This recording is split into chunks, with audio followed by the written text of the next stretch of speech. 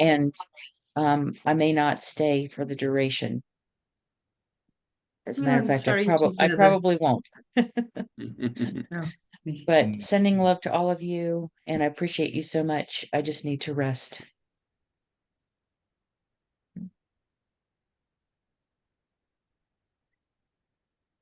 Sending healing love to you. Thanks, I appreciate that. Bob, Right, it's good to see you. You're on, Jock. Okay. All right. It's, I think, according to what I see, is the registration is on, huh? Recording. Recording is okay. So we are on time. Normally B should join us sometime, but we can start maybe by, oops, who is coming? No, okay.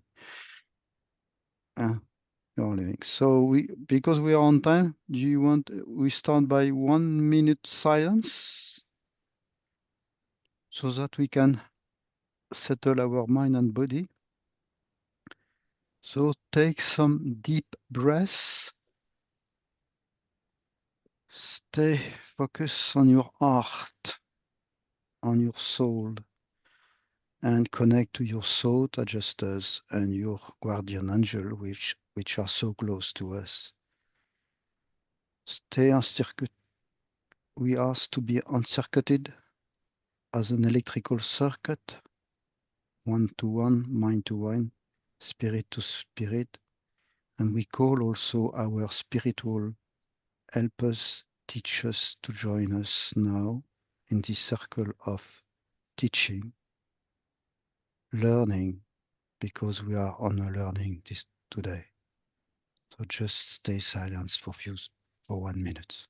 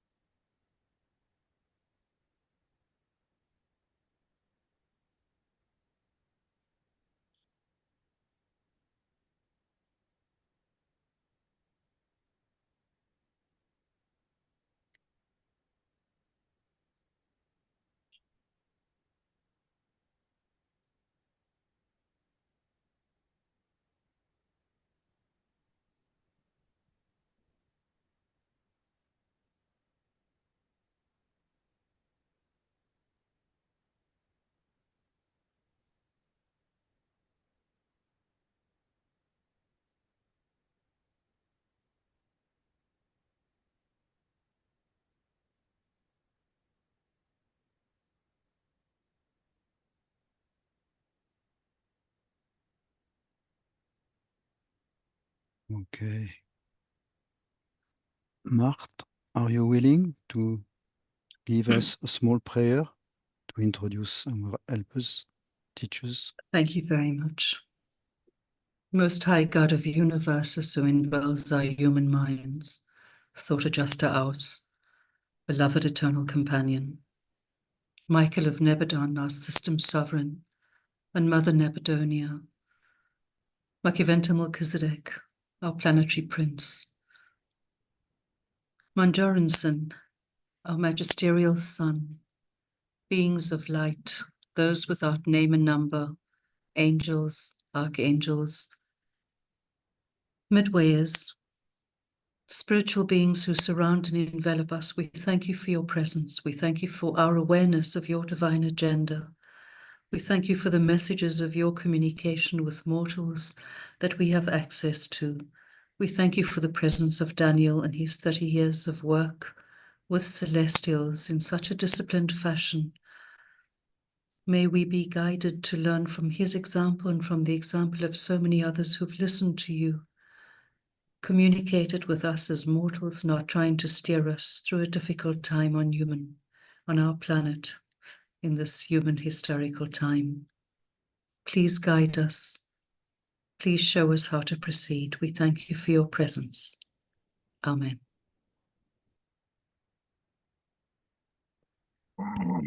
Thank you, Marthe.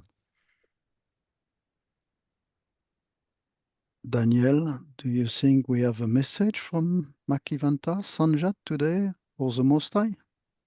Certainly. This is Daniel. And yes, they're never short of words or concepts or visions and so on. Good day. This is Machiventa Melchizedek. I would like to take you on a visual journey, but one that is not of the backgrounds that you have on your screens behind you, but rather this will be more like more as an out-of-body experience as you visualize different aspects of your life. Now, if you see your life as a continual stream of time and events, you will you will see, or you're involved in many different venues. You have your venue of your personal self and your inner dialogue. You have your family, your employment, your retirement, friends, you have your gardens that you work in or not. And you have these very different scenarios in which you are involved with other people. Now, as you step back from each one of those, take one at a time in your mind and step back and see the whole series of events that have led you to the present moment with those friends in that situation, such as this team. This team came into existence as a transition, several transitions of prior teams, and now here we are. And this is Friday's team. And we have active members and those who are not so active. Nonetheless, we are of one mind and of one purpose and of one union, one community. This provides us with let's say, a stage where each person is an actor playing their part in this Friday's team community. And as you participate in that, you have an opportunity to examine and explore your own participation. And you can select and identify and isolate your relationship with one individual or another. It's your choice. And you can examine your own thinking. What is going on? What leads you to the thoughts that you have about this situation? And so you have an opportunity to examine your life as you act in each of these positions, in each venue. You are the same individual, but your interaction with others is different. Or is it the same for everyone? This is a question that only you can answer. Do you have multiple presences? I wouldn't say multiple personalities, as that has its own distinctions. But do you have different personalities, different presences that you present in each one of those situations? In other words, you're getting to know yourself as you participate in different groups. What is the character that you present? Is it consistent from one group to another? What are your values? Are your values consistent from one group to another, from different persons to different persons? This is a means of exploring who you are. And when you do that, you'll begin to see how we see you and how we evaluate you. Is there a consistency of the presence of a loving person who is acting humbly with others, who is a listener, and who waits for a patient moment to share their thoughts about the situation? Or have you been asked by another person to respond to their needs? These are all aspects that are important to you and particularly to us. For us, you are not one personality, the one that prays in the quiet moments of your life and we hear you. No, we hear you in each one of these situations. You see, we are evaluating you along with your thought adjuster, and the mark it leaves, your life experiences and choices leaves in your soul.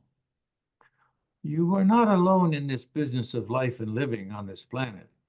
Once you become aware that you have the presence of God within you, then you become a part of the larger scenario, a larger venue, in fact. Your venue is that of a spiritual realm that you live with from moment to moment, day to day, through the rest of your life. You have asked us for wisdom. You have asked us for guidance. You want to make right choices, and so we want to assist you to do that. We are able to also see whether you are sincere, honest, authentic, genuine, or are you something else? Are you a real person to other people, or are you simply an image of success or of distraught difficulties in life? And so we are trying to present to you in these moments how you appear to others, how you particularly appear to us and to your thought adjuster. You see, you are in a continuous ongoing relationship with your thought adjuster. That's how your thought adjuster sees you. And it is not something that is false, but is true. Your thought adjuster sees you in all regards. And so it is always waiting for you to make a decision. And I was always waiting for the moments before your decision to be of influence to you, to make the decision you make. Of course, its interests are for your long-term survival as a growing individual on a material world.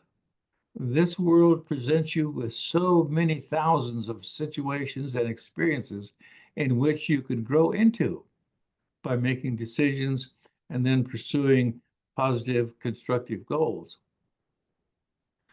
This, however, is not a goal-seeking management process at all, but really one that you live through day by day. Knowing your inner conversations and your inner situations that you present to yourself imaginarily or as you project yourself vicariously into other situations, you get to know yourself. As one pundit has said, to quote Aristotle, know thyself. And the pundit said in response, at least occasionally get to know yourself.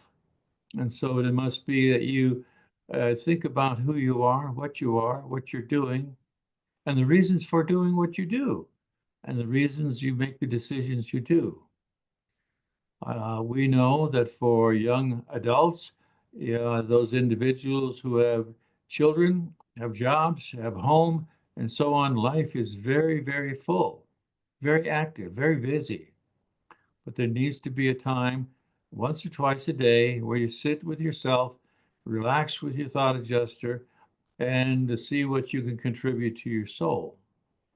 If you're listening in the quietness to your thought adjuster, you may hear its voice, or you may not. That depends on how long you've been practicing this, because it is an art. Talking to the God presence within you is much like going from an old television black and white set to one that is huge and in color and high definition. This is how we see you. And so we wish you to see yourself with the same light and the same clarity as your thought adjuster. Only then can you make really wise decisions about how you want to proceed. You are the captain of your soul. You're a captain of your life. Some of you feel as though you're victims. This needs to be a vision that you get rid of, for you are the beneficiary of God's love and wisdom and guidance. You came here with a life plan. You came here with something to do, something to contribute to in service to others, and to grow within yourself, to overcome those early moral and ethical challenges, and then to learn how to be consciously aware of your decision making and then how to be of service, loving service unconsciously, where you do good things for other people without thinking about it. You are one with the plan of your life in those moments. One moment.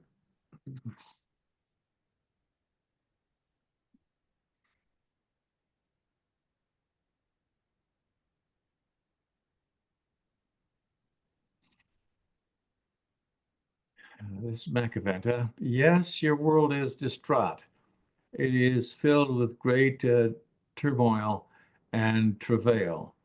It is difficult to watch for yourselves.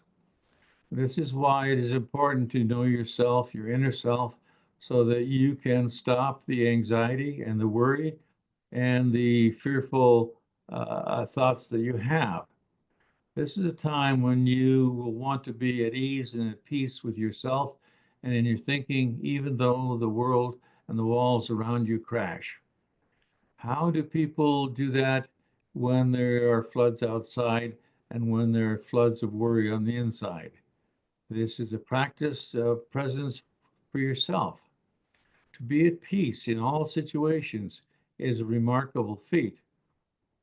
Remember that it is you, your world is inside, and is completely disconnected from the outside. Yes, you do live in the outside world, but how you approach that depends on the peace within yourself. When you are able to see yourself as a whole person, sometimes worrying, sometimes fearful, then you are preoccupied with those things that you can't change. And of course, we want to assist you to learn to change yourself in the moment, to know yourself and to be at peace, even though there might be great difficulties outside yourself and perhaps even immediately outside yourself. On the other hand, we are not asking you to be so disconnected from your world that you that you see yourself as aloof and distant from all that is happening around you, because this too, it does not benefit you, and you're so in the service mode of your soul growth.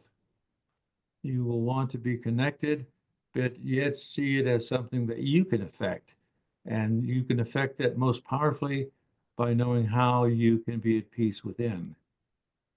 This is this is part of your life.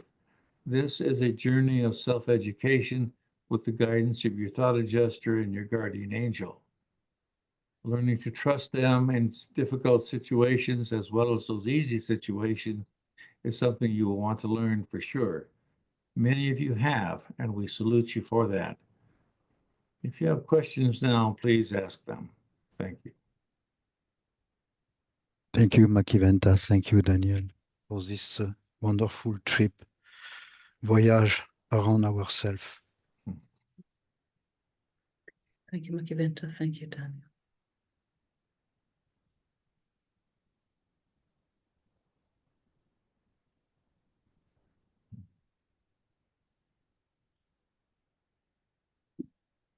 Daniel, no questions?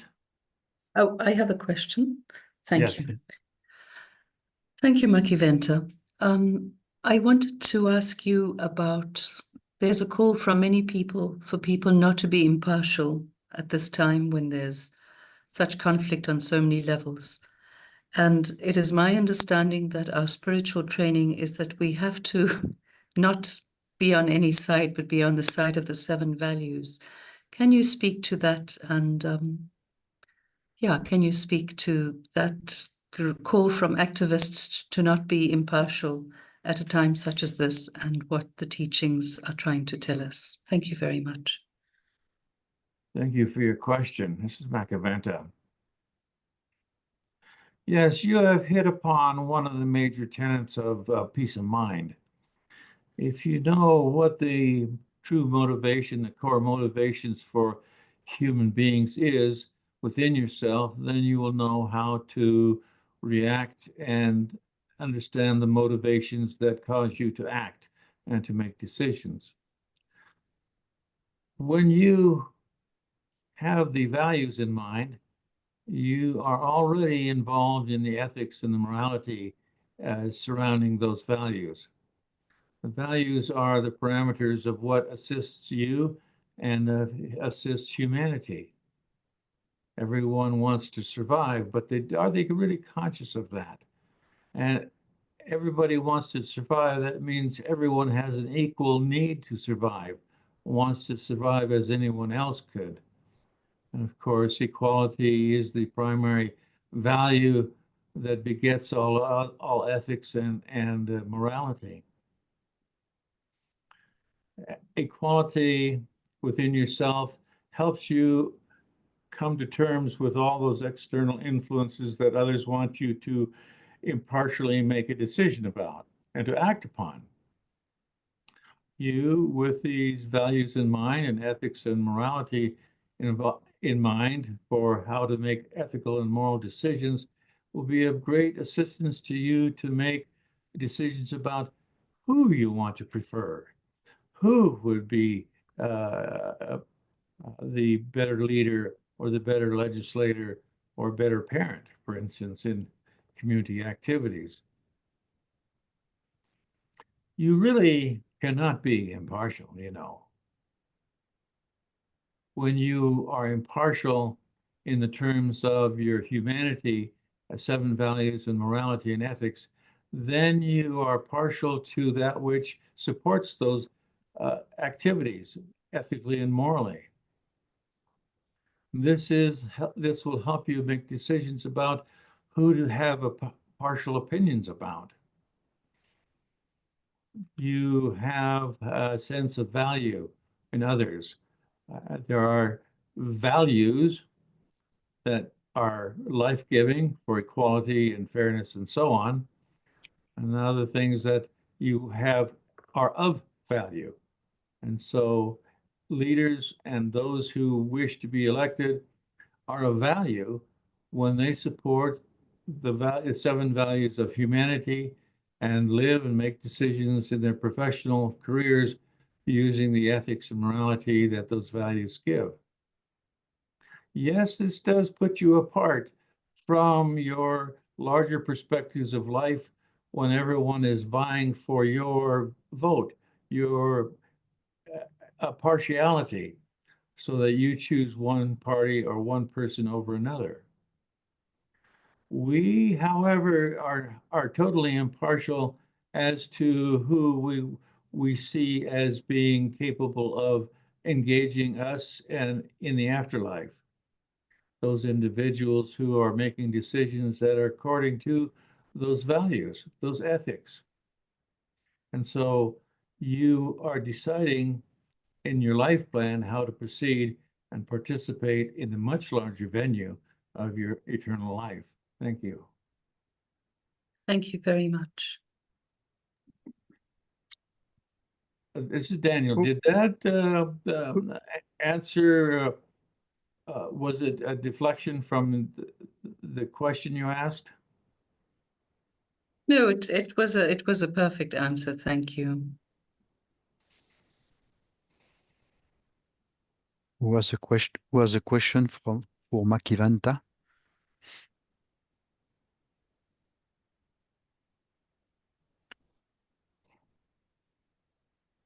Yes, Bob, you are muted.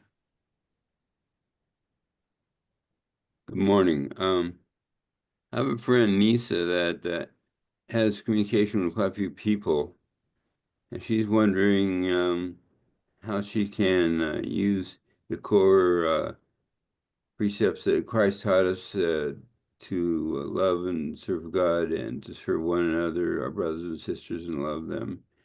And she's wondering how best to do that in today's world when it's so difficult to many people to understand that sort of message.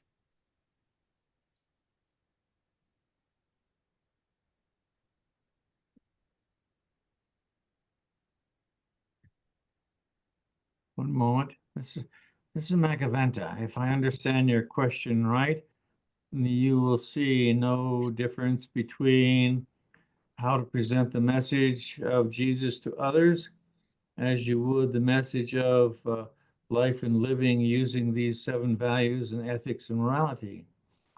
These were all designed by the life carriers in their laboratories.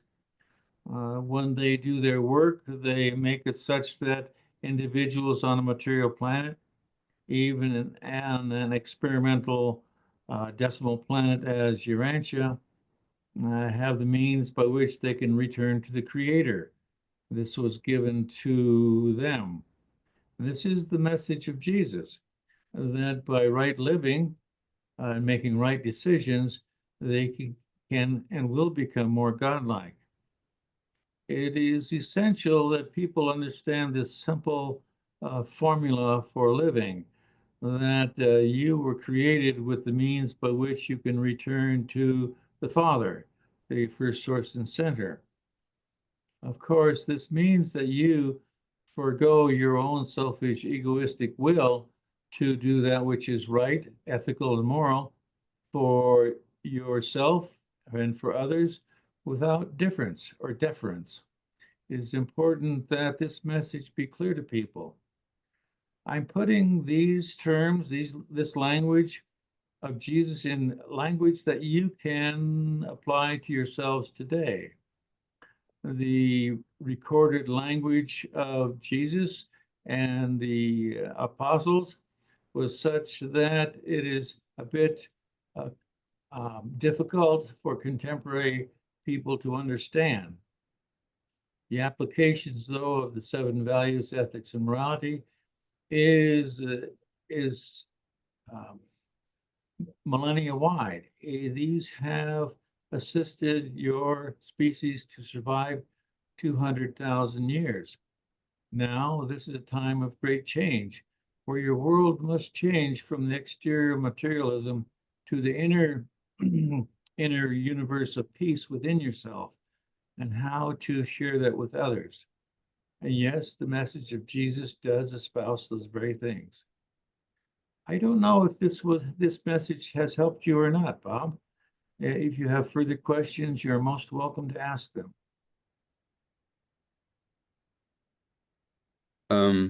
That pretty well covered it. I think Nisa was trying to wonder how she can reach out and touch those she communicates with, to use those values, to use the types of things that Jesus taught, like the fatherhood of God and the brotherhood of man, and to put today's language in a way that people might be more receptive to receiving such a message that to them might seem a little bit odd or a little bit out of the ordinary.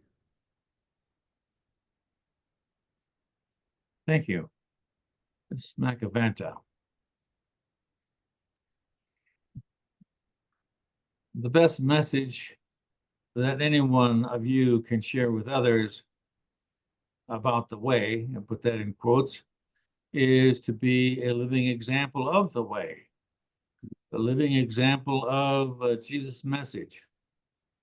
The question she asks is one that has been asked by thousands upon thousands of people in the past about how to evangelize, how to present the word, the truth to others so that they believe it and follow it and act on it. The best example that an individual can provide as yourself is to be a living example of that, and to live with ease and grace every day. And people will wonder, how does he do that? How does she do that? What gives this person such a basic understanding of life that they are at peace at almost every moment? And so this is the best volunteer unpaid advertising that you can ever give to Christ Michael, his missions here, and to the work that you are doing, and to the work that we are assisting you to do. Thank you. Appreciate that. That was very good. Just be ourselves and be the best selves we can be. That's good. Looks like Yes. Stefan has a question. Stefan? Yeah. Please proceed. Well, Machiventa, it's an honor to be here. It's my first time in this group, and I really appreciate being asked to be here. I start with that. I'll try to formulate this question in such a way that makes sense. Martha said, she talked about being impartial, and everyone's talking about, by showing people the way is the way we live. And I agree with that. I appreciate that. I also see that we have people in our society who take advantage of that. You can call them predators if you like. They're the people who are economic predators, social predators, and so on and so forth. And when there is no resistance, they just run roughshod over the top of everyone. Now, there's an incident in the Urantia book where Jesus,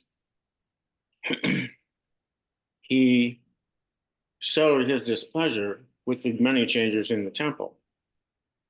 And he drove them out. Are there not times when we need to, and more of us and collectively, stand up to the people who are not of the same values, who are taking advantage of other people's impartiality or other people's love and so on?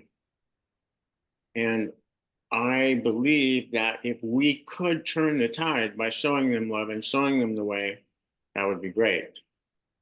But there are too many people on this planet anyway, it seems like, that use that to their advantage. And I'm wondering what your thoughts are on that.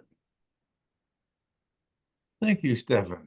Good question, good situation to talk about. There are several factors that I would like to address here. One is that people of like mind, particularly people of a positive, loving mind, must share their concerns and share them in a way that is able to act with social, political, economic force and power. It is not that you want to just harm anyone or change them physically. We're not talking about a physical approach to other people. It is one of ideas. The problem with Urantia is that so many billions of people have been cowed into submission by the forces and powers that be over the many, many centuries and millennia, that it is almost an ingrained process for people to be passive, to be inactive. And even when they have opportunities to join together in great numbers to have more effect through political and economic and social processes, they don't. And so it must be that individuals begin to recognize themselves. I will now take it into a different area, one which I speak of very often, and which this one and Machiventa Melchizedek have written about extensively. And that is, there is a lack of constants, human constants. Mathematics and physical sciences have numerous constants that assist them in inventing and understanding new processes and how the universe works. There are none in the social sciences, and so the social sciences have been in disarray.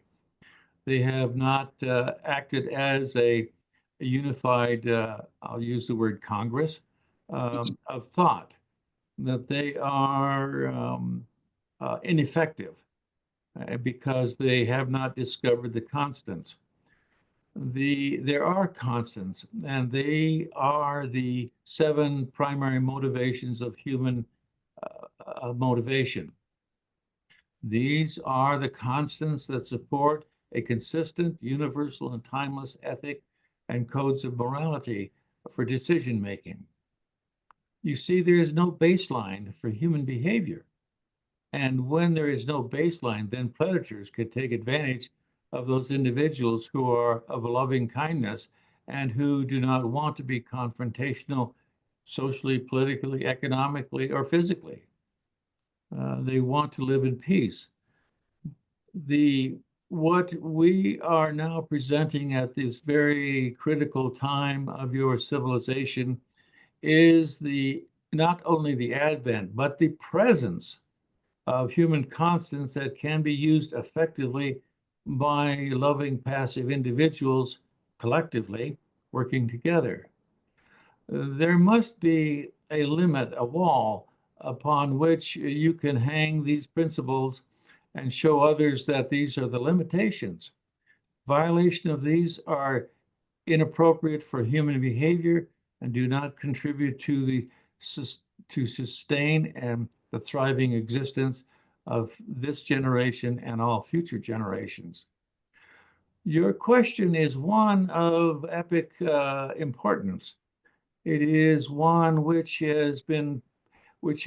many people have not talked about or considered, but we now present it as a very pregnant issue that must be breached and brought into existence and discussed openly and avidly by those in the social sciences who advocate for the wellness and goodness of humankind. Thank you. Thank you. That makes all the sense in the world. I don't believe we can all just be okay with things that we know are detrimental to society. They're proven, they're known. Why are we doing them? In America, we have something called sports gambling, and it's ruining the sports, but it's not just ruining the sports, but college kids are now being targeted by fans who are losing bets. And the powers that be are lobbying Congress to make sure they don't pass laws against all the ancillary gambling. That, to me, is probably one of the most vivid examples of something that is detrimental to our society, but we're allowing it to happen because certain people, predators, economic predators, want it to happen because greed, they're making money. Not enough people are standing up against it, and we don't have that standard that you're talking about. This is Machiventa. If you stand back from that statement and you look at the course of centuries, you'll see that your nation and your civilization is in moral and ethical decline. And this always presages or precedes the social disintegration of the bonds that hold society together. This economic predator activity is very detrimental. It is not only harmful, but it is destructive and leads to the decline of societies and the family in particular, and all the other social institutions. In other words, it is a slow creep, as a slow growing moss that will cover up the moral ingenuity of a civilization and society. Thank you. Thank you. And so the question becomes, how do we stop it? I would interject here in assisting you in forming your question more productively. Thank you. Not how or why, but what can we do? Thank you. Thank you. What can we do? We have, this has been on the minds and in the agendas of the Most Highs under the direction of Gabriel to assist those positive efforts that are occurring and have occurred on this planet. We have presented that in a rather extensive document that has been formulated over the last several years by Avalon Melchizedek and this one. It is available as a PDF, and if this one has your email address, would be glad to send you it as a PDF, and also the preface that has just been completed this morning. This will be daunting. On the other hand, how do you create a new civilization? As you may have guessed already, with the good mind that you have, that there was never any planning that occurred when this civilization of yours began. It came into existence spontaneously. How would you build a sailing boat spontaneously? And so that it performed as it should, getting you to destination. That is the crux of your civilization. There is never a plan, and it is our plan to provide you with the plans of how to do that. These are the fundamentals that are connected to the very motivations of humans. Thank you for your curiosity. Thank you for your insights.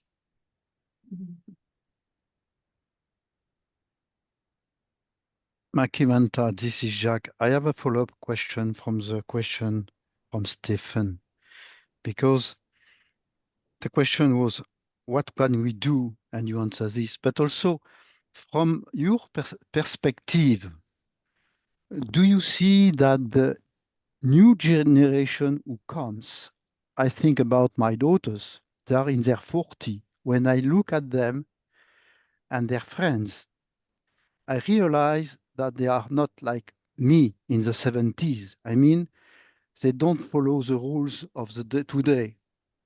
They want to change the rules. When I hear my daughters, they are very strong, these women. They say, whoa, whoa, whoa, fed up with a man. They say, fed up with those rules. So I see, looking at them, the strong potential for future generation. If we do our job, the 70s, this group, meaning we present the work you have done with Avala through Daniel, then this generation, the 40s and after, they will have the possibility to change the tide. Am I wrong in my view? This is Machiventa. Thank you so very much for your question. No, you are not wrong. Let me combine my thoughts of Stefan's question and yours presentation, is that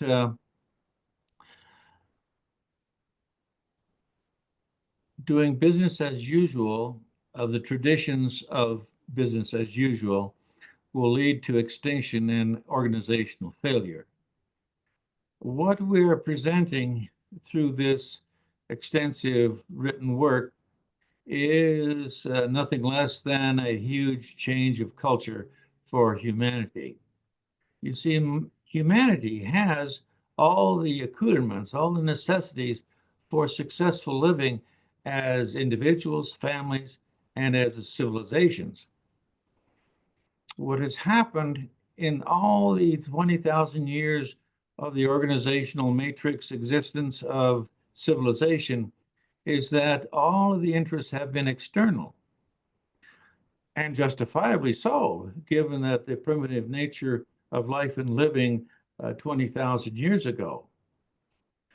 The externals have dominated, the object quantity externals have dominated the reasoning of individuals and of whole societies and of the sciences.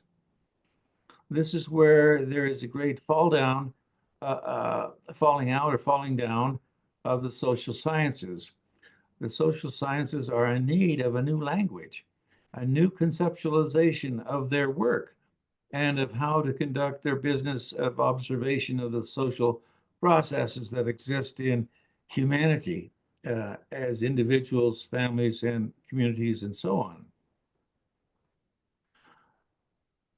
When and if an individual reads this book,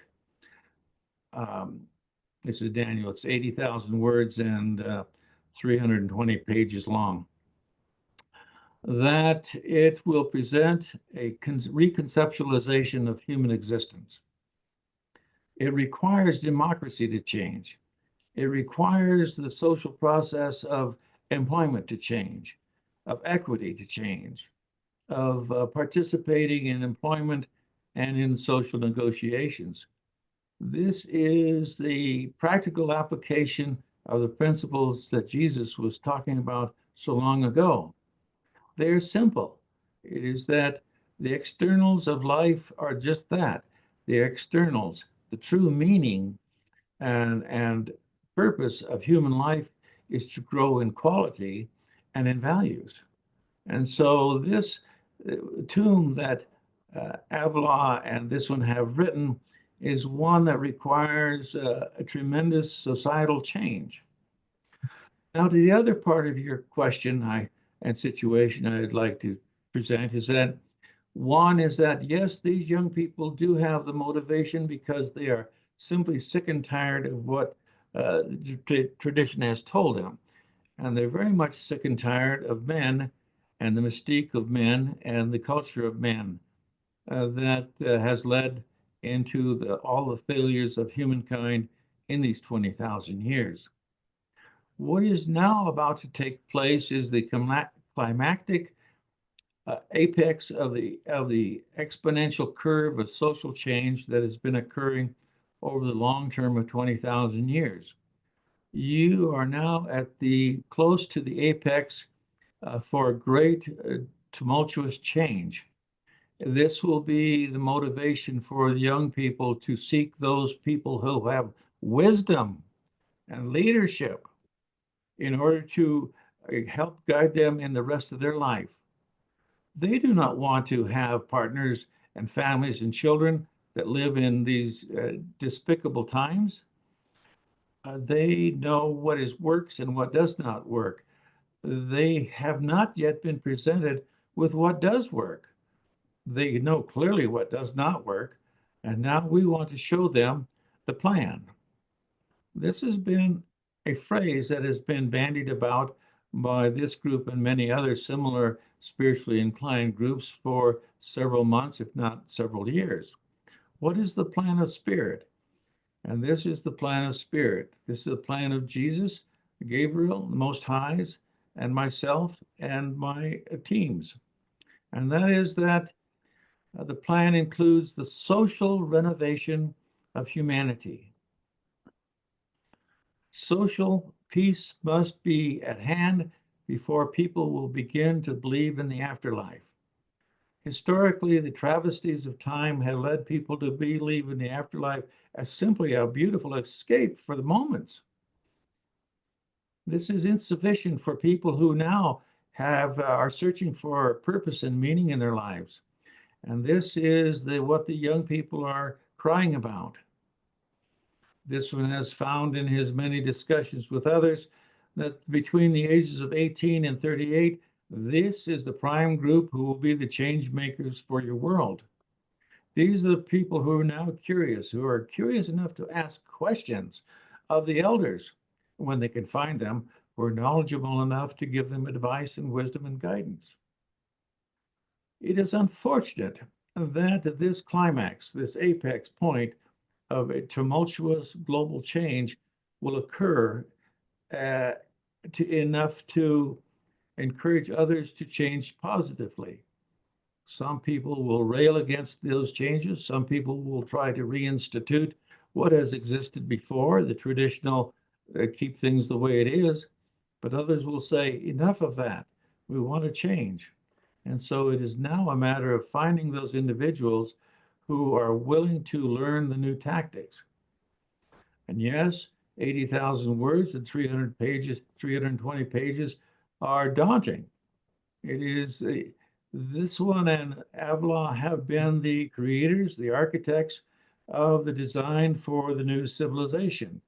It is now upon the shoulders of others to interpret those sections that they're interested in and simplify the message in terms that can be practically applied in their local situations. Others may seek this one and Avila to provide the answers. They have been provided. Now it's your work to simplify it so others can read them. If you're interested in agronomy, there will be assistance for that. If you're interested in how to improve home care, parenting and child care, there's definite material there for you to as well. Remember that Avila and this one have over the passage of 20 years created over 100 documents that are worthy of being at least cursorily reviewed by you to see what interests you and what does not. There's greater detail that has been provided in years since. This is not an advocation of the abilities of this one as a mortal, for he recognizes his limitations as we do. We have used him to the extent that we can, and as you know, he has a few years left to assist. During those years, we anticipate that there will be those years will be extremely busy and occupied fully in assisting others to create a new civilization. Thank you. Thank you, Machiventa. Thank you, Daniel. It's a very clear answer. It is also the hope we have as a group, the Friday group, and the group, to prepare these 18 to 38 years old generation to make to them this document available, as you said, simplified, easy to digest, and easy to use. Because I think that the apex, as you said, we see every day now around the country, in US, with a typhoon, in everywhere around the world, there is a lot of trauma, climatic, war, everything is happening more and more these days. Yes, so we understand the mission here. Yes, thank you very much, Machiventa.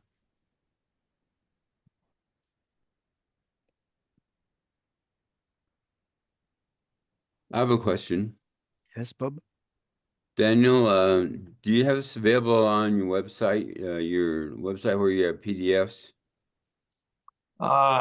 Yes, I don't have this one on there. I know that I sent one out, a PDF to you about a month ago, and it has been radically changed. You see, I have an ongoing literary relationship with the guys, I call them, and that when you receive these documents, they are then reviewing your thoughts about them. Okay, and so they, through some unknown means, download the needed changes to me, and which sometimes requires a lot of amending. And so the documents change.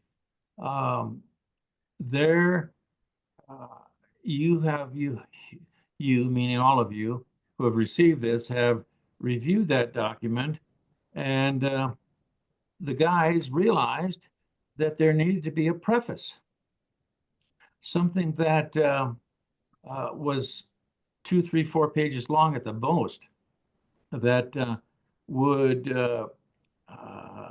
encourage individuals to pursue areas of interest within the larger document.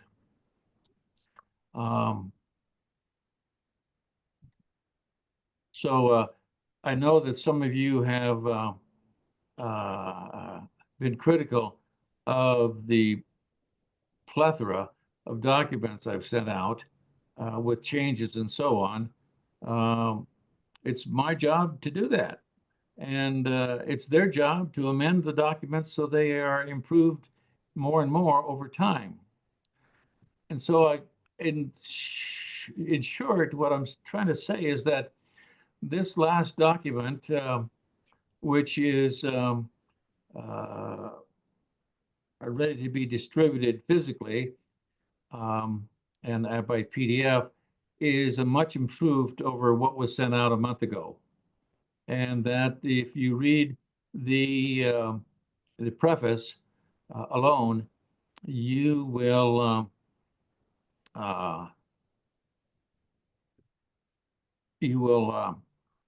have a good idea of what it's all about. How can you how can you make a succinct document, Bob? Well, the document I got was about 160 pages long, so it sounds like you've expanded it a bit. I have, yes, I have. I didn't, they did. Yeah, yeah.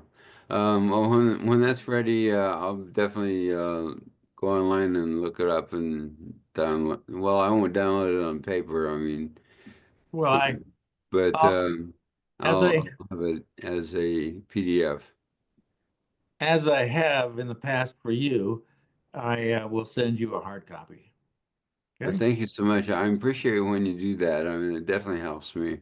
I know you do. Yeah. Thank Yeah. you, Daniel. Connor has a question. Yes, I'm glad that you brought this up about the documents. This is for Daniel. I reviewed the 7 innate human values, the individual document, and I know that you've included it in several others, and so I'm about to review it again for my current class, but I want to review the most current version. There is one version in We Are Here and There Is a Plan, but where can I find the most current update by the guys of the 7 innate human values? Is that in the one that you just sent to us via email? The Is 7 that doc as a standalone document? not as a standalone, but it could be included. For instance, it's included in We Are Here and There Is a Plan as part of chapter. It says book 4. And so I'm wondering where's the most updated version of the 7 innate human values?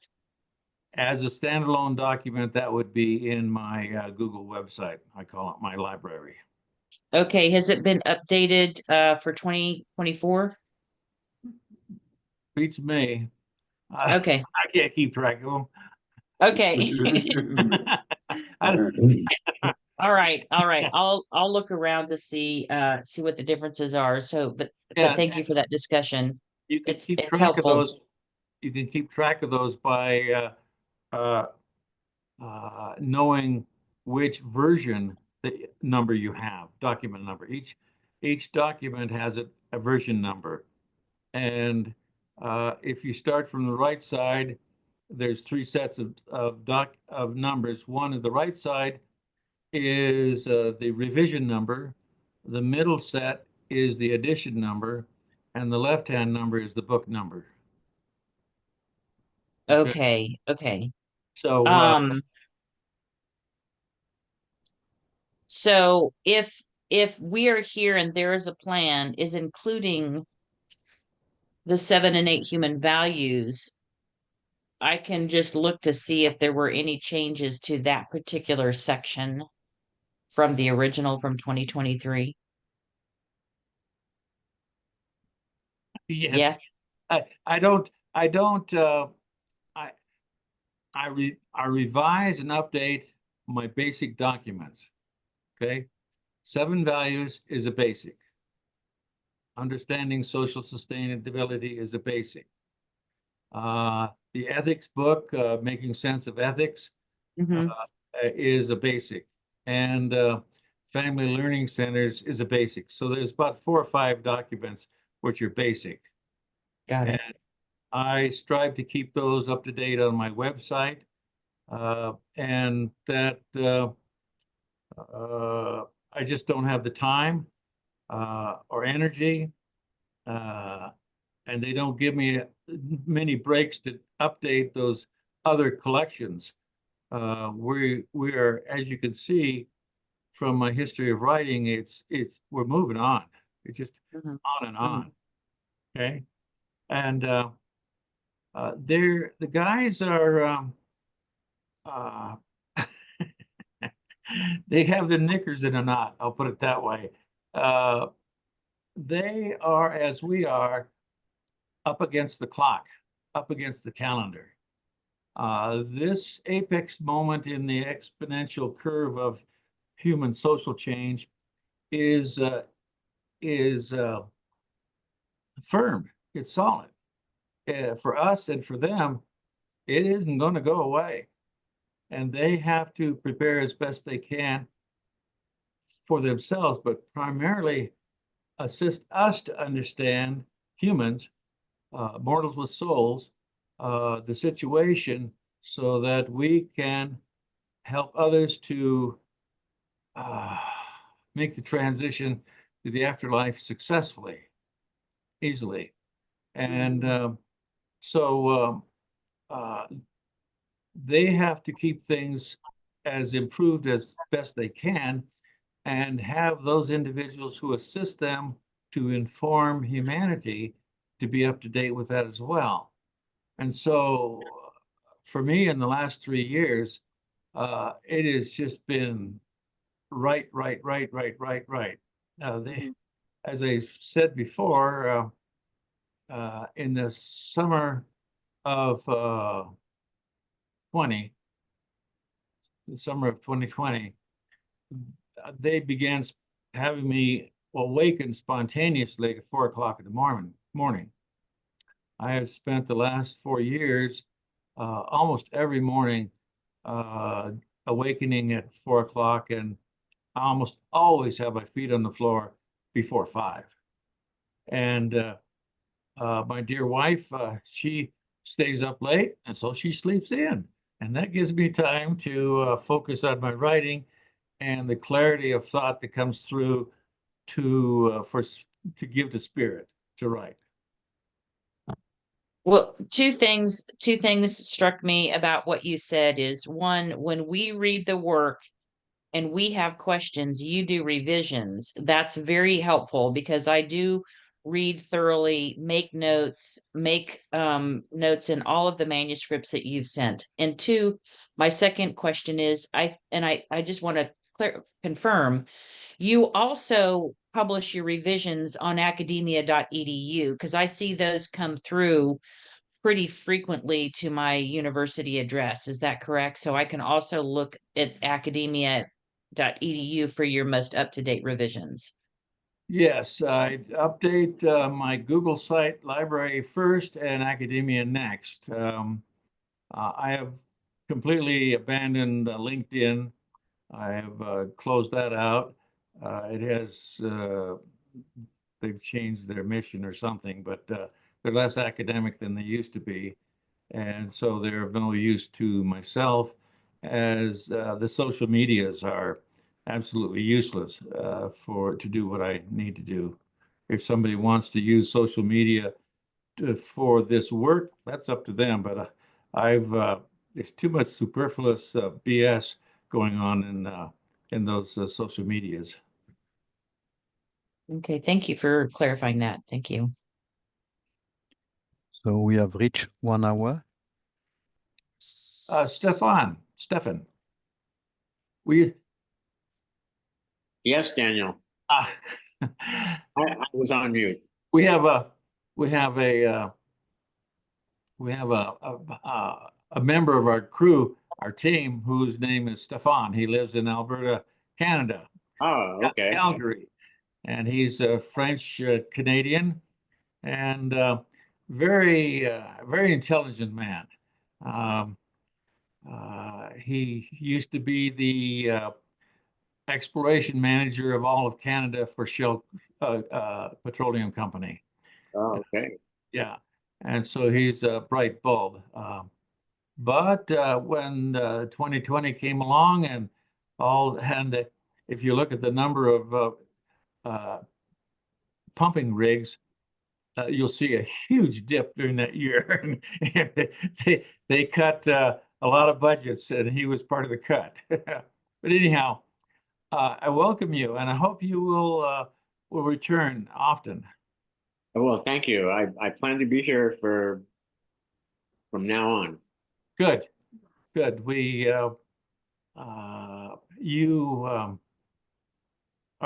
group is very typical. I mean, these are all interesting and interested and intelligent people who do critical thinking with themselves, and they do critical thinking about what's going on with the spirit in us as humanity. So there's only I recruit as many of you as I can, because architect needs engineers and crew supervisors to get the buildings built. If you understand that metaphor. I might add that I have been following you for over 20 years. Oh, wow. Nice. I have been reading all the transcripts, and you would not remember, but we met once I believe it was in Kansas City at Unity Village. yes, Yes. teaching. Yeah, June 2006. Correct. That's exactly right. Yes, exactly Nice. right. So in any case, I have been following along with everything that you've written pretty much, and all of the transcripts. And I finally contacted Rob Davis and asked him if I could if I could join one of the groups. And so here we are. Good. Rob has been a silent support for many, many years. Bless that man. Yeah. Kona, last one, Kona. Connor?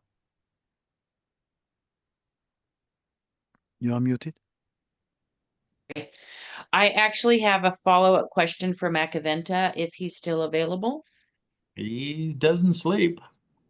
Thank you so much. Machiventa, in our discussion on how to reach people, you gave the statement, people must experience a stable social life before they believe in the afterlife. That's very curious to me, because I don't think that we always take that into consideration. And you did expand on that a little bit more, but could you say a little bit more about that, please? Yes, gladly. Many individuals in the teaching mission and the correcting time have asked how to get people to become religious and spiritual.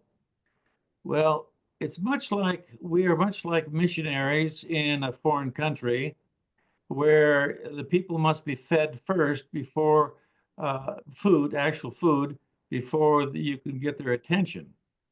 People who are starving in their stomachs don't pay attention, and they don't think very well. And so we have paralleled that with the work of the correcting time to improve the social conditions of your world, particularly beginning with the family and then the community, in order to have people be at peace of mind to begin to think about their life in terms of the afterlife. It is a social mission to begin with. And that's why the work of this one and Avila have been focused mainly on the social sciences, social institutions, and so on. It is important that people understand the basis for a peaceful civilization. War does not assist people to believe in the afterlife, other than as a refuge from this life. Thank you.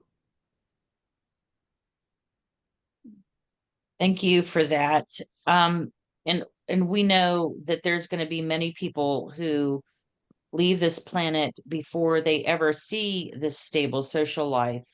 So even so, it should be our focus, from what I understand, to create the stable social life and focus on that, rather than communicating anything about the spirit necessarily. Is that a fair inference?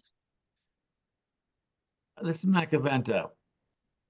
Hopefully they will ask you personally, well, why are you doing this? And then you would answer. Okay. Thank you. Jacques, in respect to your time limits, we're going to bow out and let you guys carry on. Senny, it's good to see you, man. Good to see you, Daniel. Thank you. Yeah, bless you all.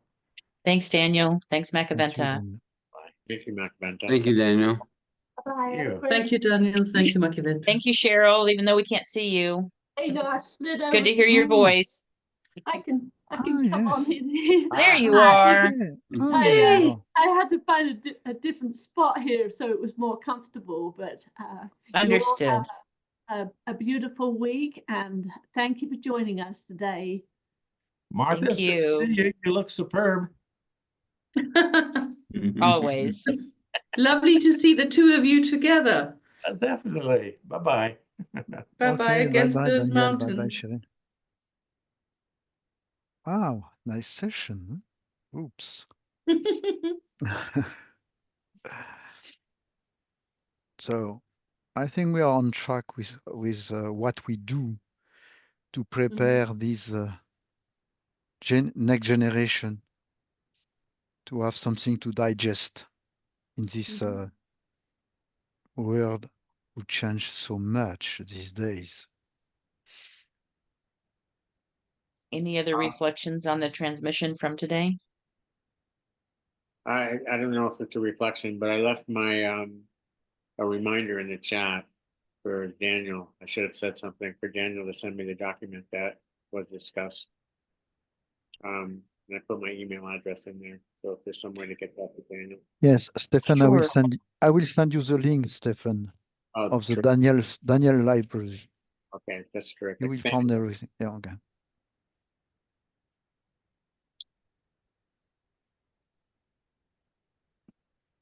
So, what do we do now?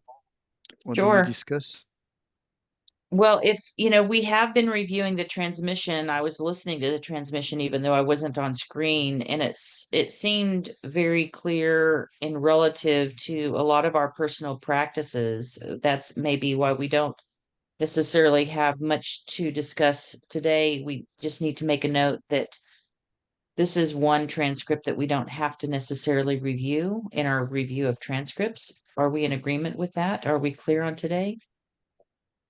Yeah, Yes, okay. message was clear. I have a question to Juan and Stefan as well. And Marta. You have produced the transcript from the Wednesday session. I found it very. I did not compare it with the video, but it seems very close. Did somebody check with the video? Yeah. Ah, You okay. mean Tuesday's transmission? Tuesday Yeah. from this week? Okay. Yeah,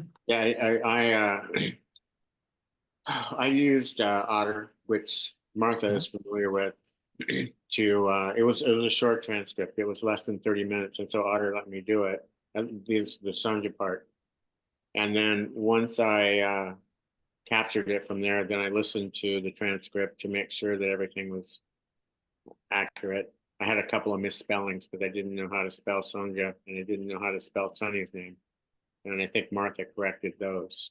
But yeah, it was it's pretty much identical. I left out a couple of things where Martha said, "Excuse me for being late." I didn't think that was important to put that in there.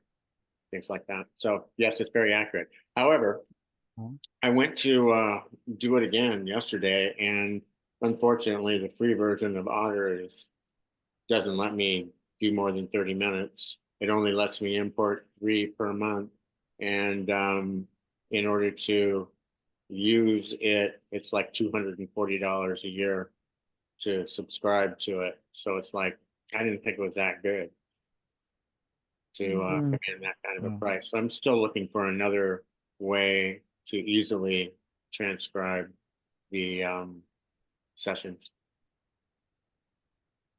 So did we distribute that? I'm sorry, No, Martha, not did yet. we just? Okay. All Ooh, right, go so- ahead, Yes, we Martha. did. But I just wanted to say, I wanted to ask Stefan how long he took, because he took him quite a few hours. It took me 1 hour to edit what he sent me. Yeah, it didn't take me very long. I mean, it took me more time to find out that ChatGPT couldn't do it.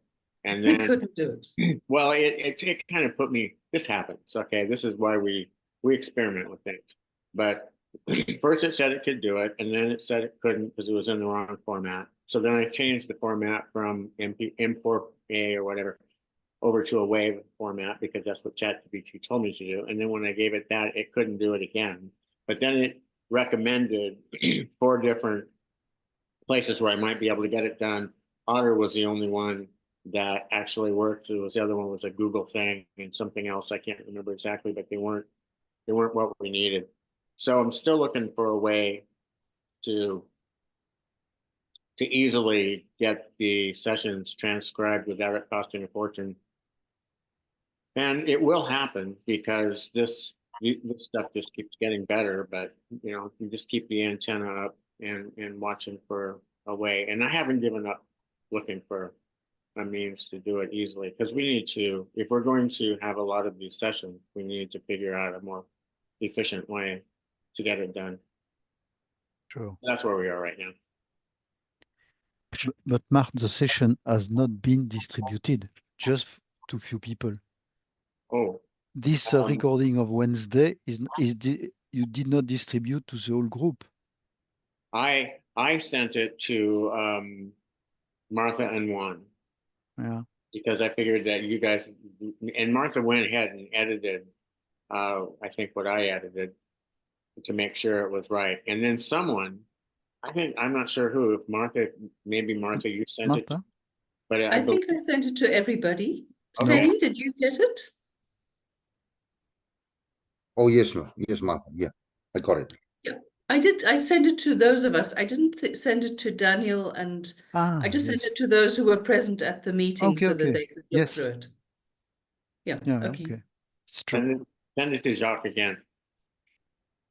Yeah, I No, don't remember I getting got it. I was late on the meeting. I came in about 15 minutes late, and the meeting already on, so it wouldn't let me in until after Sonia's thing was over. So I guess I didn't get it. I don't have it. I don't think that I have received it either. So Can we you just just need look? to go ahead. If it's complete, once we do the complete transcript, Jock, whatever you used to do after that, where Daniel receives it, the entire group receives it, now that it's been edited, right? Have we Yes. been sharing our midweek transmission with the group? We haven't. Okay. No. Maybe that's why we haven't sent it out. Yeah. But at least the Friday's team all needs to receive it. Sometimes Daniel likes to receive it. He doesn't read his own transmissions. I'm not sure if he's reading Sanja's or not. But But it's a good message anyway for all the group. right. After Okay, you have, so maybe we have so to this send is it. where we're still working on our processes, Stefan. So you did your part. Martha completed the editing. Jacques, did you say you do or do not have a copy? No, I have a copy, but my question, I look at the distribution. I saw it was just the Wednesday group, not the whole Friday group, including Stefan in Canada, Geoff in Wales, and so on. You know, Oh. because usually we distribute widely this documentation. It And I got a message from Geoff in Wales, our friend in UK, and he said he's quite happy to receive it. He did not really comment, but he says, thank you very much to put me in copy. So he's watching. So you see, you don't know what's going on behind the scene, but Geoff is reading this transcript as well. Oh, great. That's good to know about Jeff. Good. Yeah. Good. I'm glad And to we see haven't been that. including Jeff. Jeff has not been in the email list. And I don't have his email to include him in the invitation to Friday. And I have been looking for that. I will send it to you, this email. Okay. So let's just discuss as a group and decide as a team if we know that we're distributing Fridays after Fridays is edited. Do we want to also distribute Wednesdays? Because sometimes it's me, sometimes it's Martha, sometimes it's Sanja. I mean, Manja Ronson came through recently. I don't know I mean, that's a little bit different than Daniel, and I don't know, the significance of it outside of our Wednesday group. Go ahead, Martha. Martha? I think there's a whole protocol that has to be discussed that we haven't discussed. And I think that's part of the whole inventory of all the work we have. I think Stefan also had some thoughts about the videos, because at the moment I can't see Juan anymore. Juan, are you Juan, still I think he's not. Juan has, he may have lost power. okay. I'll watch for Because- him to come back in. Because Stefan had suggested that we edit the videos, and I also think, you know, we're just pushing things on that hasn't been looked at, that hasn't been, and so we were just thinking that we really need to come together and decide as an editorial team what needs to go out in what format, where we save it, where we archive it. So I think that process has not been finalized. Stefan, you had something to say about that as well? Well, I had a question. You guys were referring to Wednesday. I thought it was Tuesday. It was Tuesday. It was We were Tuesday. originally Wednesday and we started back on Tuesday Okay, this week. So so anyway, that's why I was confused. But regarding the editing, if we're going to capture the attention of people these days, and Martha's done documentaries in the past, I also did some stuff in the 80s and 90s about the same time that Martha was doing it, as far as editing and filming and things like that. It's got to be interesting, and the editing has to be tight. And everybody is short form. I know it's weird. I don't like it, but that's what people are doing. So they're doing things in bits and pieces, and our world is such that it's a 10-second or a 1 minute. If you're more than 3 minutes, it's a kiss of death. You have to have tight segments, or people simply won't watch it. You're competing with so much that's out there. Now, I realize that what I'm suggesting is a very big job. And Martha and I discussed one possibility for doing that. Can I tell them? Yes, certainly, yeah. Okay. Martha's son is 15 years old. And there is an editing system out there called DaVinci Resolve. And it's at blackmagic.com. And if you go there, it'll blow you away. The video editing system is professional. You can make movies with it. And it's free for some crazy reason. It's free. I have used it, and it just blows my mind how incredibly good it is. Now, if we put this in the hands of, say, Martha's 15-year-old, well, we give him a project. He is also, going to be, everybody who's that age is going to be looking at the system, the short forms and the video format and everything. They're familiar with it. Not only that, but they're also familiar with what kind of content they're used to seeing. So it might be a really smart idea to start putting this in the hands of younger people so that we empower them to not only learn how to do all of this editing, but also become familiar with what we're doing, which, go ahead. Kona? yeah, I have two comments about that. One is I agree to a degree. So one of the original purposes of establishing the transcripts and the video is to have the raw documentation for posterity. If we take that up for this generation only and we break it apart, we will lose some of the context in which it was written. So for instance, the Bible is not a source document. The Bible has been edited and re-edited and formatted by writers who have strategically written each of the books, either by subject, by chronology, they have a purpose. Matthew, Mark, Luke, and John were specifically rewritten and the stories regrouped. They're not chronological, they're not factual, or they would all agree. Each writer had a different purpose. And so the hardest thing as a biblical scholar right now is to find source material, because all of the source material has been tampered with in order to tell the story for the current age. Oh, I couldn't agree more. Right. You're absolutely on. So 2,000 years from now, we need to be able to give a future generation source material, as well as be able to take the material now and reach the current generation. So the first objective is preserve our source material, our recordings just as they are. Absolutely. Second without a doubt. is to take that. Second Yeah. is to take that and make it interesting. My first degree, Stefan, is in theater with a concentration of video editing and directing. Mhm. So I've created television programs, I've created video programs. So I'm with you on that. I understand that. And Juan, unfortunately, one of the things I had on the agenda today is to share the YouTube channel with you and Senny so that you can see the work that he's been doing with the videos. Because Juan has been doing editorial work with the videos to make them more interesting.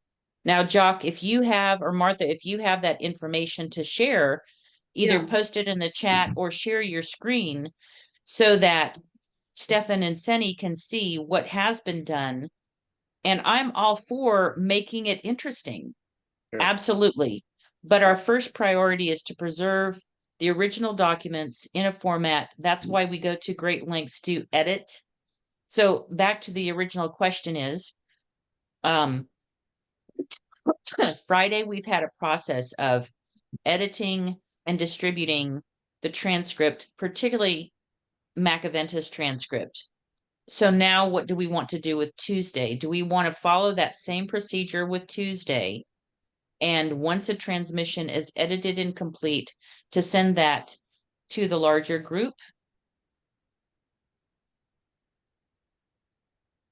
That's my question, but we can come back to that. So yes, go ahead, whoever is sharing, Martha.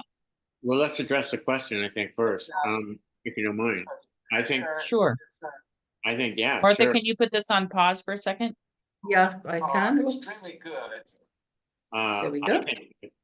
First of all, just to clarify, you're talking about doing, for instance, on Tuesday, we did the Sanja session. You're not talking about all the other talk that's, okay. No. Yeah, I think absolutely. Just like the Urantia book absolutely, positively needs to be preserved intact, all 4 sections, every single word, no question about it. And unfortunately, I've noticed that hardly anybody I know can read it. However, Right. I have this little universal or perpetual calendar, all of which is Urantia book sayings. And people come over to my house and they read this calendar and they go, oh my God, that's a great idea. Flip the page. Oh, that's really profound. Flip the page, and so on and so forth. Every single one of these are from the Urantia book, and people can take them in bite-sized pieces. It's so unfortunate. I mean, for me personally, I want the book.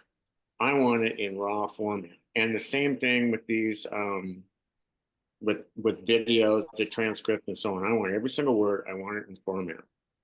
But people these days are short ideas if you can even get them talking about ideas, because usually they just want to talk about events and people.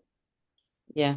Really hard to even bring an idea into a conversation with people. So, faced with that reality, we need to address it, but I could not agree with you more about keeping it intact. So yes, the Tuesday and the Friday, I mean, everything is so valuable. It's changed my life over the course of the last 30 some years. I mean, I'm not the same person I was 30 years because of this. So before we go on to the YouTube, let me tell you the other piece that we had discussed. It's a little bit of a sore spot with Daniel, so we don't necessarily bring it up with Daniel. Is we had the idea of creating a wiki page in order to have a database sanctuary for a lot of these things that we could build upon. Do you have thoughts about that?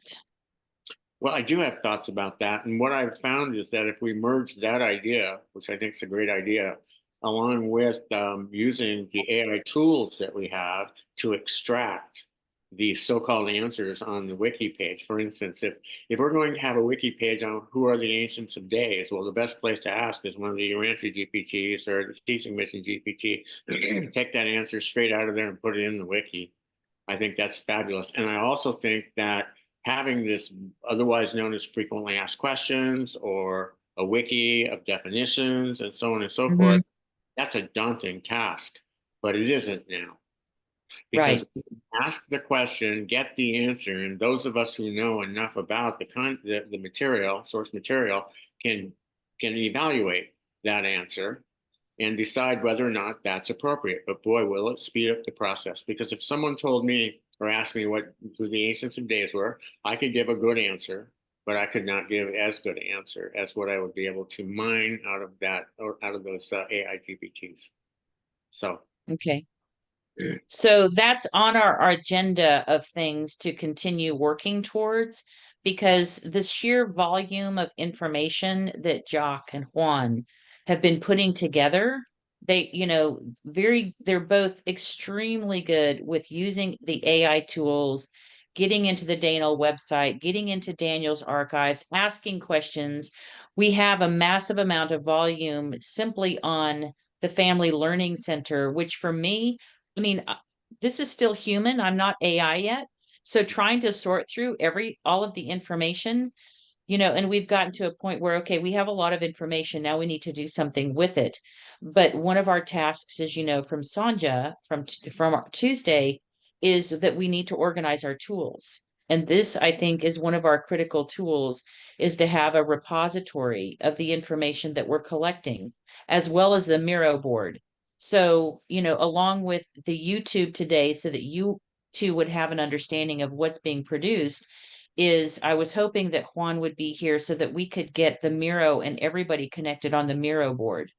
But unless we have further comments about this, I think we're on the same page to preserve the whole transcript from Friday, to preserve the whole transcript from Tuesday, and distribute those to our Friday team.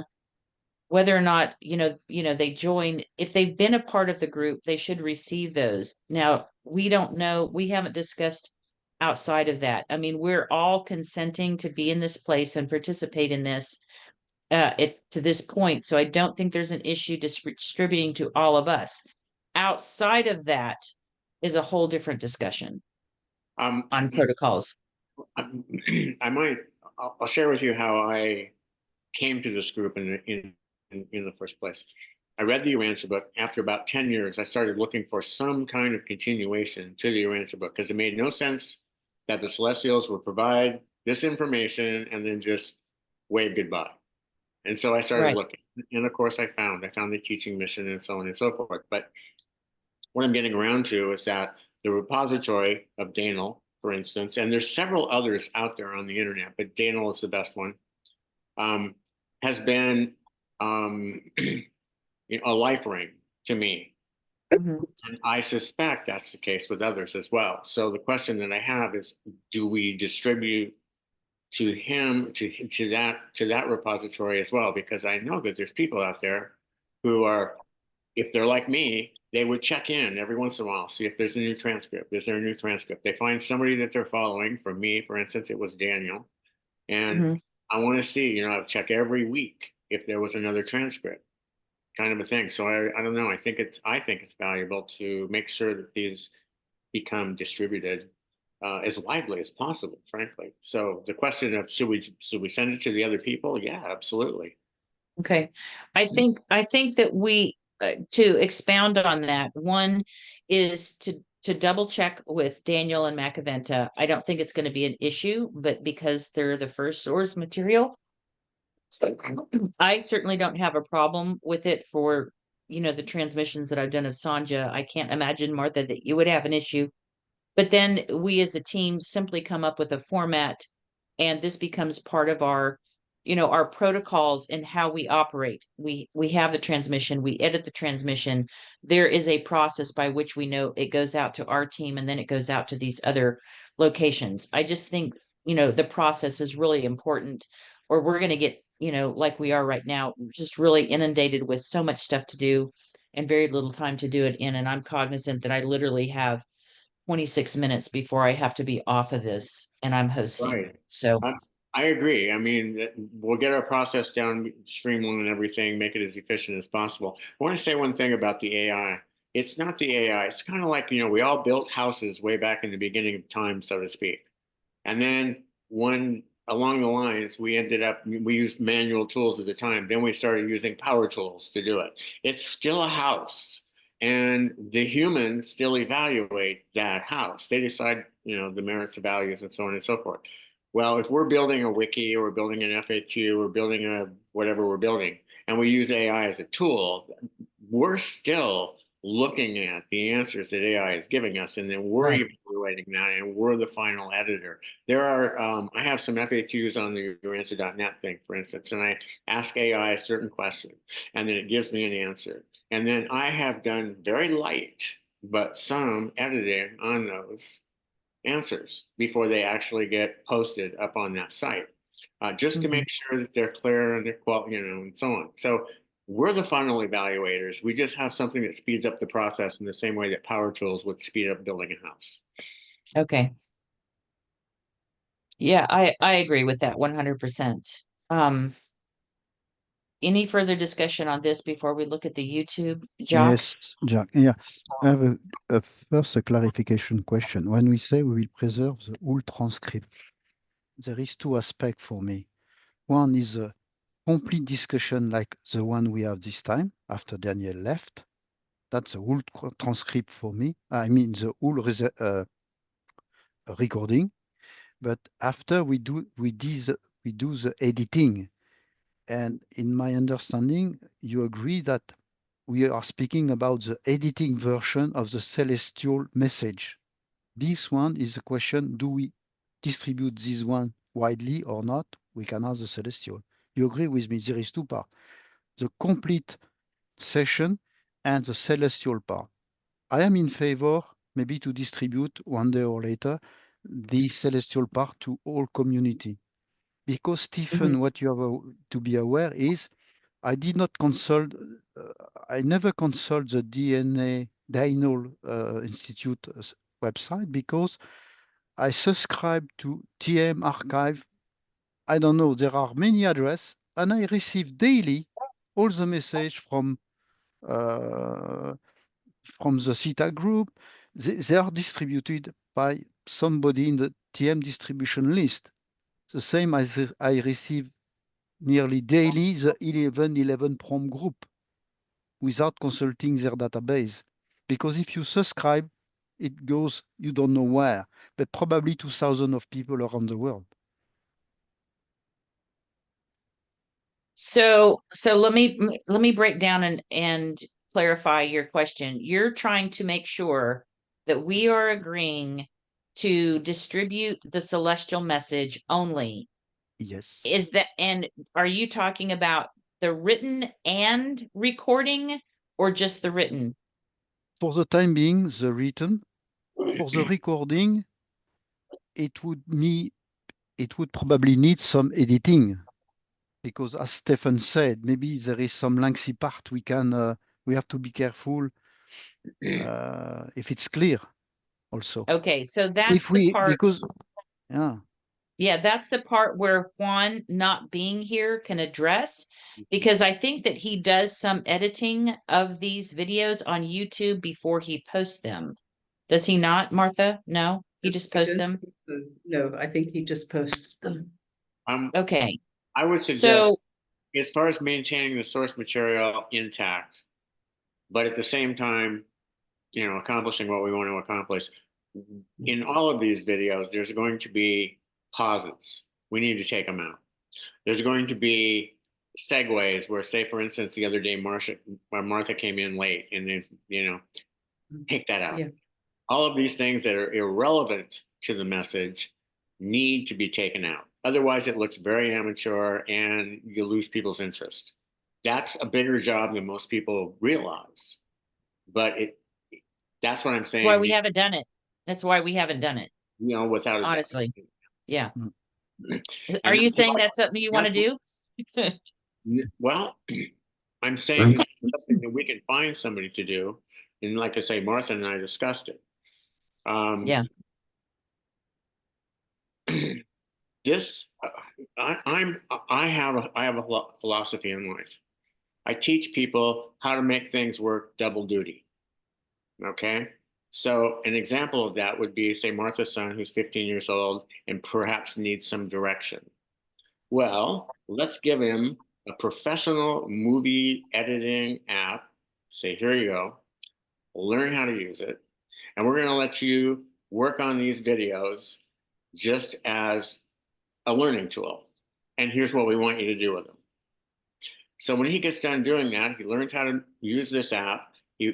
He finds out what it is that we're doing, double duty, and at the same time, he acquires a skill that's marketable.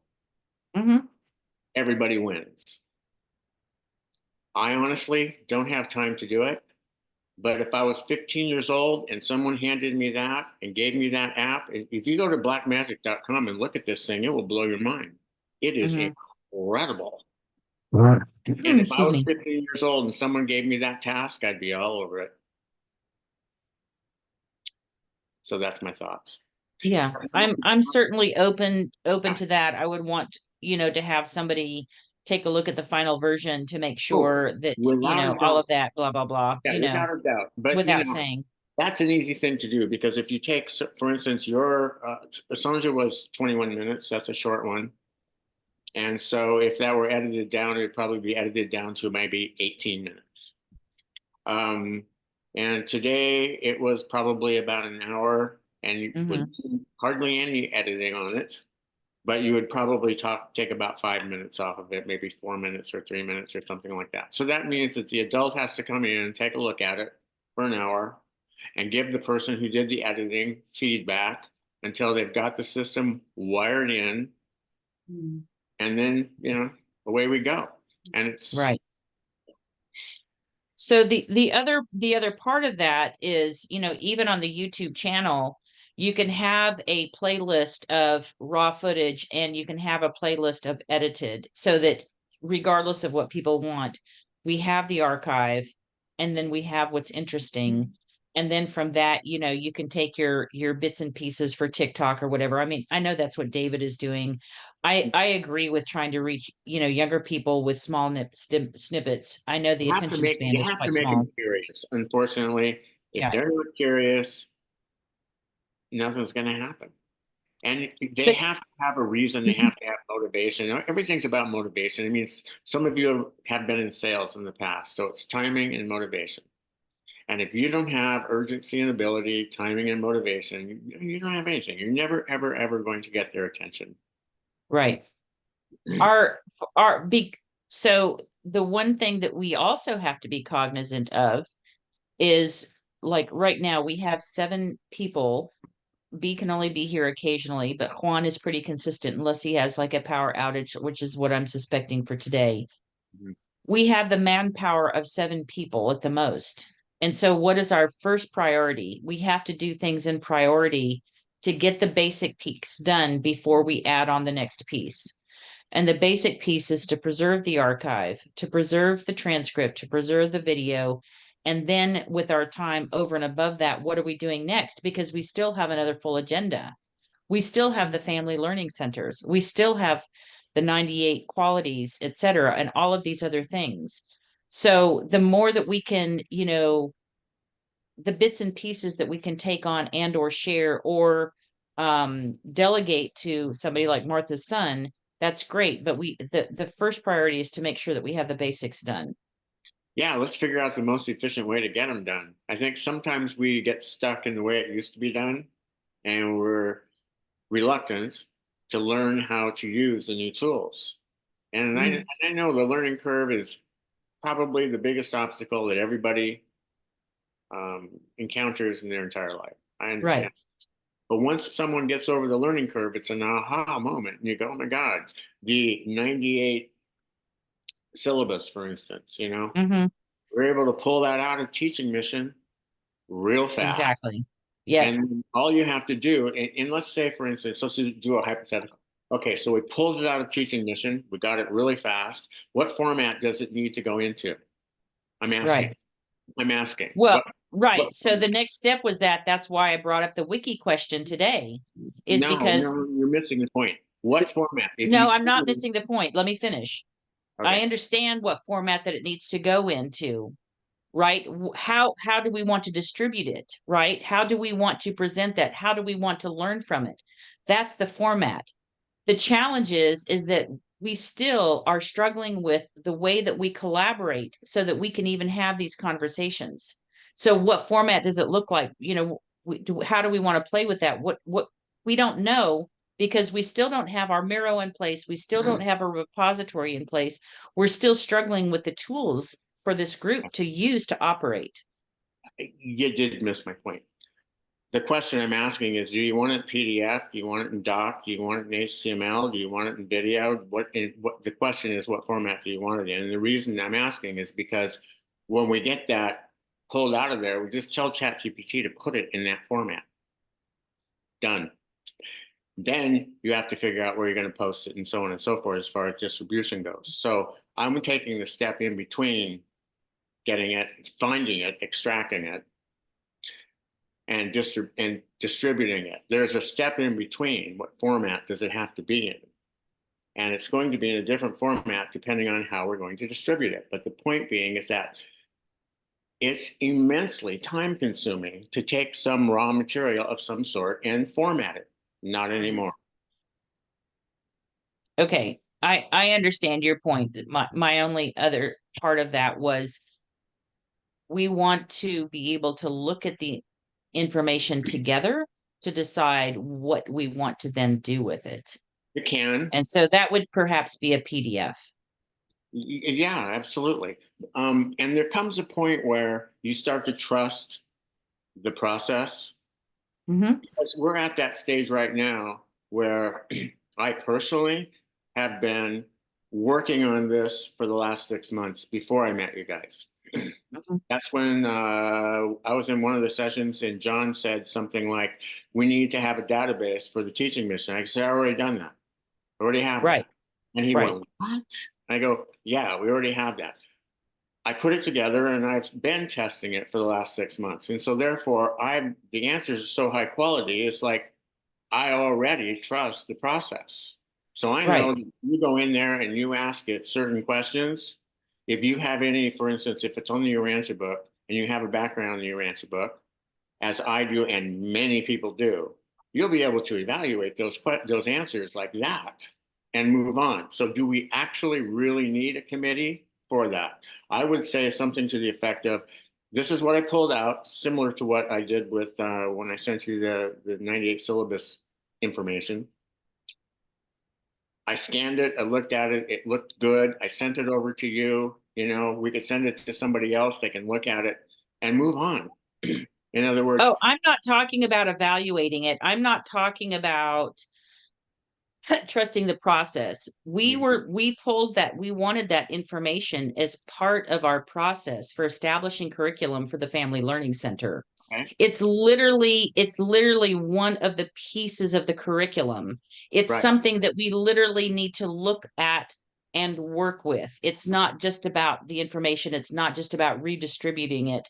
That's the piece that you might be missing because you're new to our whole process. That's all. Okay. I trust the process completely. I'm not worried about that, but we're not pulling it to redistribute it. I'm cognizant of the time. We now have about 12 minutes. I want May- Martha to show May- the Yeah. YouTube just not more than 5 minutes because I'd like to have a closing and then I have to be off. Like Yeah. I can't not be off. Okay. I just want to ask one question before I start, and that is, Sure. it's clear from what's being said that we really need a standard operating procedures document, because just some of the questions that were just asked, what format, who do we distribute to, do we have a repository, what tools are we going to use, and then what is the agenda? What is the agenda that this Friday's team is going to belabor? So I just thought maybe we should also break that into pieces and ask each of us to do one of those things, write a few paragraphs and then come back and write a 3-page standard operating procedures so that we, you know, come up with ideas.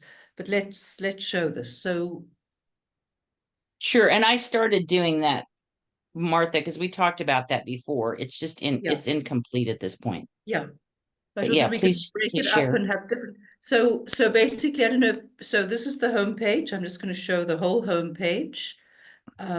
These are videos that Juan has made.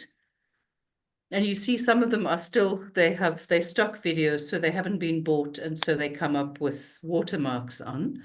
But so he's done quite a few videos, and nobody else has really looked at them. So I just want to say, so these are all the so those are his videos. And then we have the co-created interviews with Daniel right at the beginning of the CTAG. And then here are all the documents that we started with. And they're all numbered, and each of them has a little summary. So Juan took all of these, and when he and I worked together, he put them on paper and he shared them. So we'll just, I don't know, have you seen them, Jacques? You've seen Juan's summary? Yes, Okay. yes. So we should now share that with everybody. But so this is the format in which they appear. Our meetings on Fridays appeared in this format. So I was just thinking that we need an inventory of all these and all the transcripts. And I'm willing this weekend to go to the beginning of my transcripts and put them all in order and share them with everybody again, so that we can see what we have. Are there any things that has not been edited? And just have a written inventory of everything that we've done so far, both in video and in transcripts. Anything else you want to show? Yes, Mark, just for your information, I have in my recording the transcript. The first transcript I have is a co-creative design team 1, dated 12 January 2024. But I'm sure there are some transcripts which are missing. So what I propose you is look at what you have. Absolutely. I will look at what I have or what is missing myself. Just go to what you have. I will. Okay. I will make an inventory of everything I have. Yes, I will go through the long term. Okay. Perfect. So in this very bottom one, look, we have 116 views. So I thought this was not even published. And if in fact, I'm just going to open that to see which one it is, because I just want to see which one it. And this is David, yeah, okay. But it tells you by the date. So scroll down. Scroll down. Okay. So it was 5 months ago. It's the CCDT 01 part 2. It's one of the very first ones. I mean, you don't have to see which one it is. They all start very much the same. We have 20 subscribers and 116 views. And if this is not a published channel, people are finding us anyway. That's my point. Yeah. So if it becomes a published channel, once we get these things cleaned up, the information is there for people to see.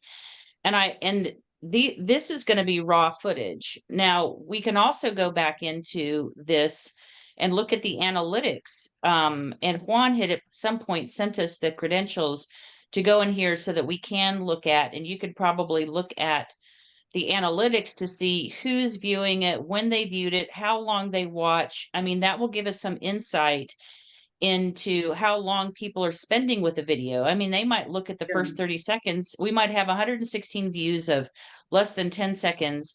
And then that's going to tell us, we're definitely not catching them. On the other hand, if they're watching for 30 or 45 minutes, that's really curious to me that somebody is spending that much time with the raw footage video. So those are the kinds of things that we need to look at as well, just with what's been posted. But Stefan, you can see the and Senny too, you can see the title of this YouTube channel. And if you'll go and take a look at it, I'm sure Juan will send you the or if I can find it, can send you the credentials so that you can get in there and poke around. The playlists say.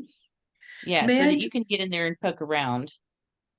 Kona, may I just ask you, what's the difference between a published YouTube channel and an unpublished one, if people can still access it? So that's my curiosity. I'm trying to figure out how I don't think this is published. I don't know how we're getting 116 views.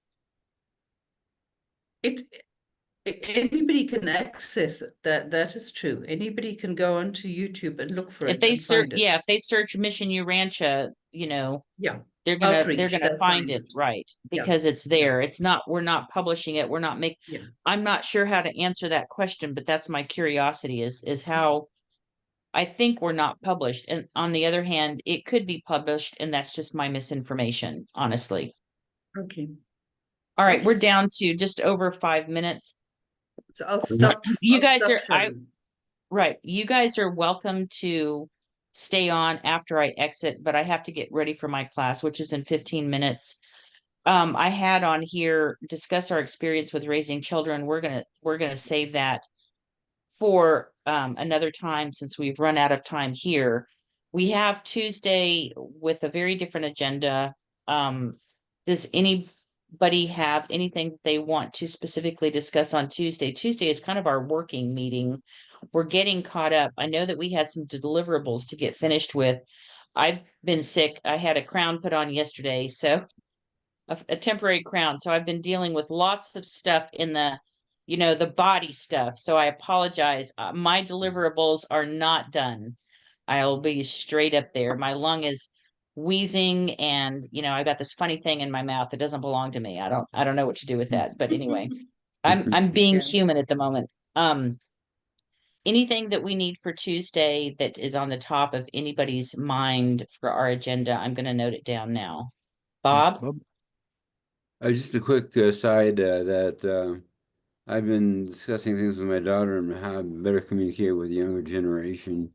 And one main thing that she brought up is have them share with you what they think about things and have work get into their minds and find out what they're thinking about so we can better understand them before we start communicating with them. So Very good. I made a note of that. Discussing with the younger generation by being curious. Perfect. Okay. I Martha? would also like to know if Seni would be available on Tuesday, but also to hear his perceptions of the process so far.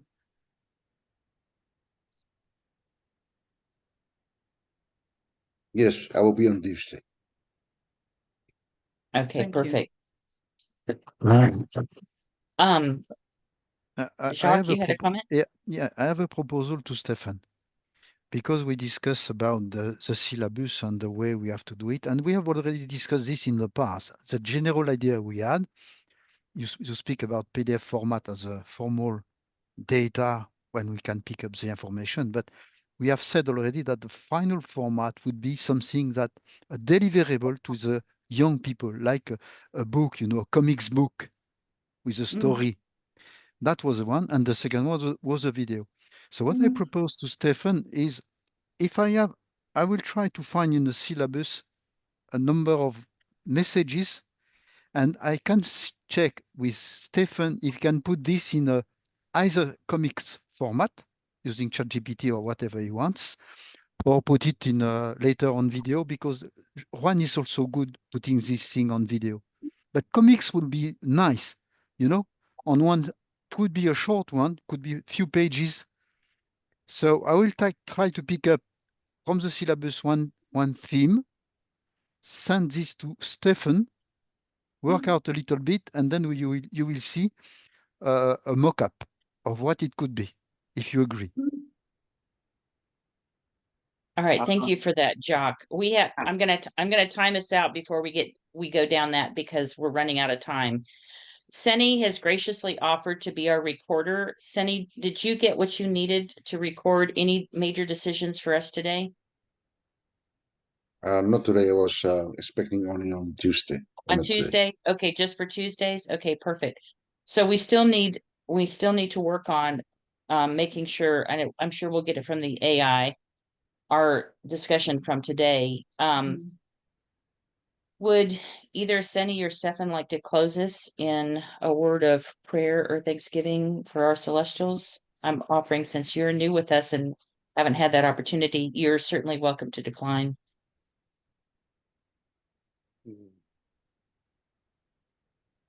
Yeah, I'll take it. All right, thank you so much.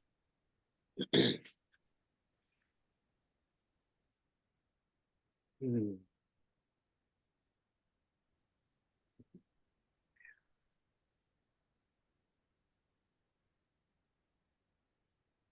Thank you, Michael. Thank you, Machiventa. And thank you, all those I feel looking down and smiling upon us right now, for putting this group together and for allowing us to probe and experiment and inquire about all the possibilities and the things and ways that we can become better people and also assist our world toward light and life, leading it out of the confusion that it's in right now. Personally, I appreciate my new friends, and I thank you so much for allowing me to participate in this incredible group. And please continue to guide us toward making the best decisions and working together in the ways that will become the most fruitful and produce the best results. Amen. Amen. Amen. I appreciate all of you so much, more than you could possibly imagine. My new friends as well. I'm going to save our transcript and we'll have the recording and get that out just as soon as possible. Let me pull up the full transcript now and save it. I am willing And to can you try. stop? Hang on 1 second. Can you stop recording for us? No, I have to stop recording. 1 second. I'm back in that space. Okay, I'm stopping.